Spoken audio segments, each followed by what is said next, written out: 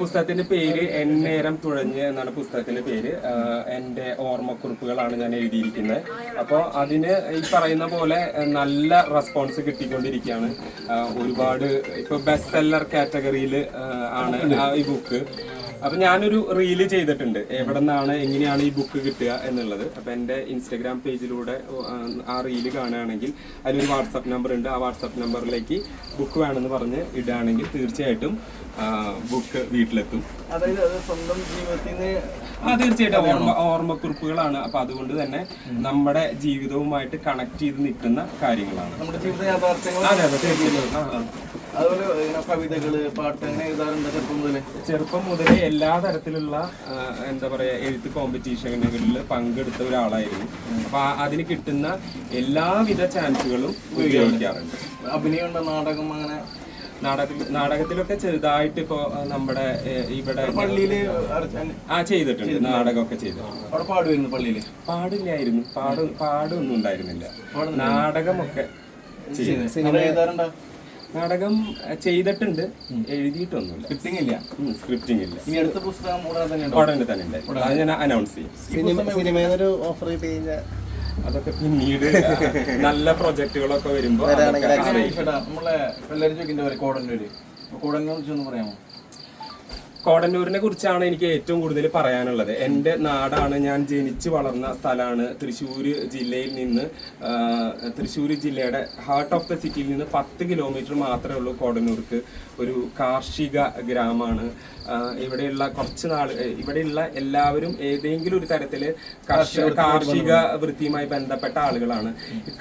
കൃഷി എന്ന് പറയുമ്പോൾ പ്രൈമറി സെക്ടറാണ്. അതായത് നമ്മുടെ ഏറ്റവും നമുക്ക് സപ്പോർട്ട് ചെയ്യേണ്ടത്, അല്ലെങ്കിൽ ഏറ്റവും നമ്മുടെ ജീവിതവുമായിട്ട് ബന്ധപ്പെട്ട് നിൽക്കുന്ന ഒരു കാര്യം എന്ന് പറയുന്നത് കൃഷിയാണ്. അപ്പൊ ആ ഒരു കൃഷിയില്ലാതെ നമുക്ക് മുന്നോട്ട് പോകാനായിട്ട് സാധിക്കില്ല. അപ്പം എന്നെ സംബന്ധിച്ചിടത്തോളം ഒരു കോടന്നൂർക്കാരൻ എന്ന നിലയിൽ ഞാൻ ഏറ്റവും കൂടുതൽ അഭിമാനിക്കുന്ന കാര്യം എന്ന് പറയുന്നത് ഇവിടെയുള്ള എല്ലാവരും ഒരു തരത്തിൽ അല്ലെങ്കിൽ മറ്റൊരു തരത്തിൽ കൃഷിയുമായി ബന്ധപ്പെട്ടവരാണ്. അപ്പൊ ആ ഒരു രക്തം തന്നെയാണ് എനിക്ക്.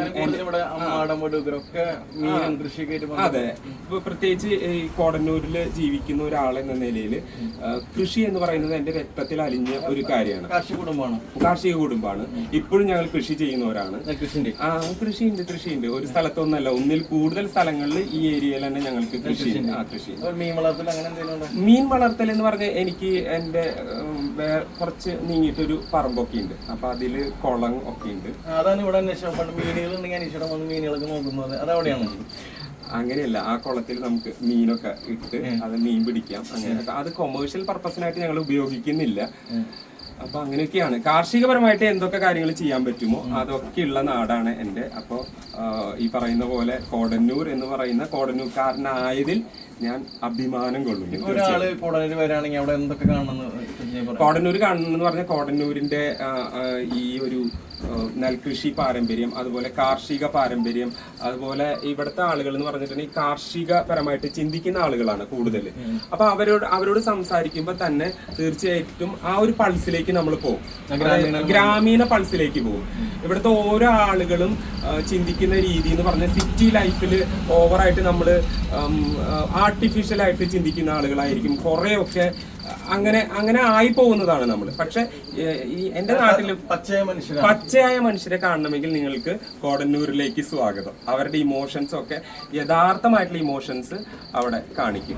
ചതിയും വഞ്ചനയും അല്ലെങ്കിൽ മറയൊന്നും